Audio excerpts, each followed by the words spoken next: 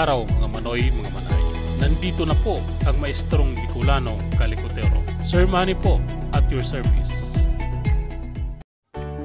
Ito ang ginagamit kong formula sa pag-compute ng EI core. So gumagamit ako ng 6 at 7.5 na constant. So meron tayong 7 steps.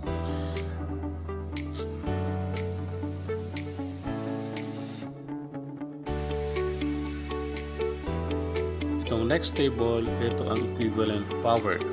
So makikita natin dyan yung size ng core. And ito naman yung size ng wire.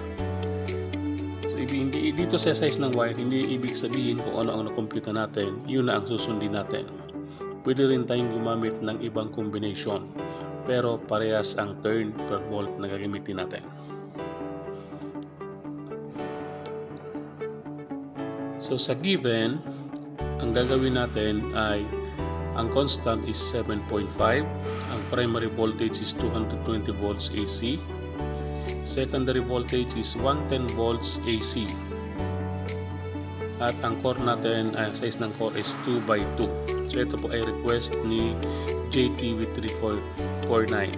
So JTV Tech, ito na po yung request mo na 2x2 na transformer.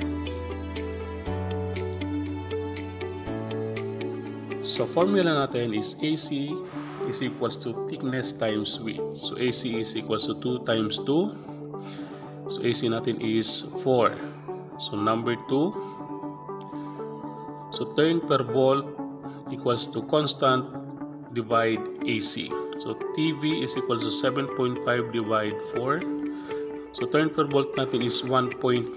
So ibig sabihin 1.9 turn ang para magkaroon tayo ng 1 volt.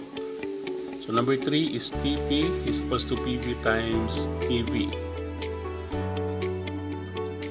So TP is equals to 220 times 1.9. Ito po ang turn per volt sa primary.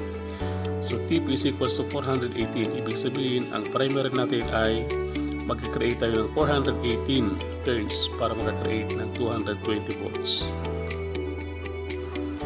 Number 4, TS is equals to SV times turn per volt. So ito naman po ang sa secondary. So TS is equals to 110 times 1.9. So secondary turn natin is 209. Ibig sabihin, magta-turn tayo ng 209 para makakreate ng 110 volts. So number 5, we have the power is equals to EP times turn per volt.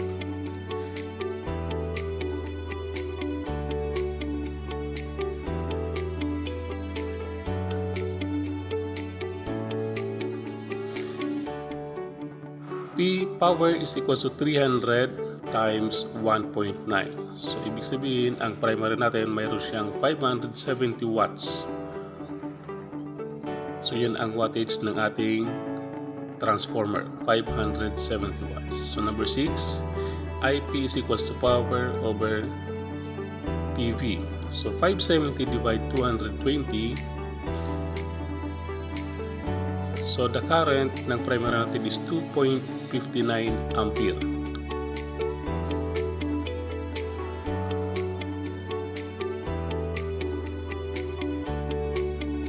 So according sa table number 16, ang gagamitin natin na wire sa 2.59 ampere. So number 7, ito naman ang pagkuha ng secondary current. P is equal divide SV. So IS equals to 570 divide 110.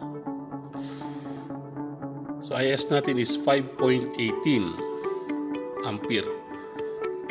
So according sa table ng size of wire, ang size of wire sa secondary natin sa 5.18 is number 13.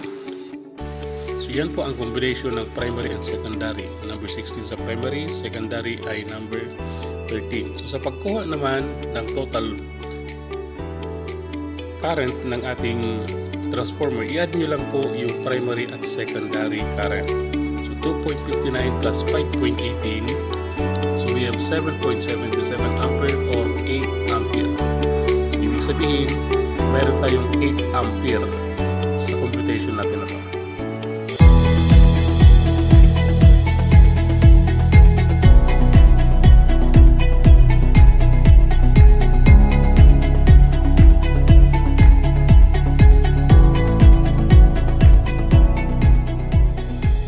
Thanks for watching Sir Money TV, channel 143. Don't forget to subscribe, like, and share.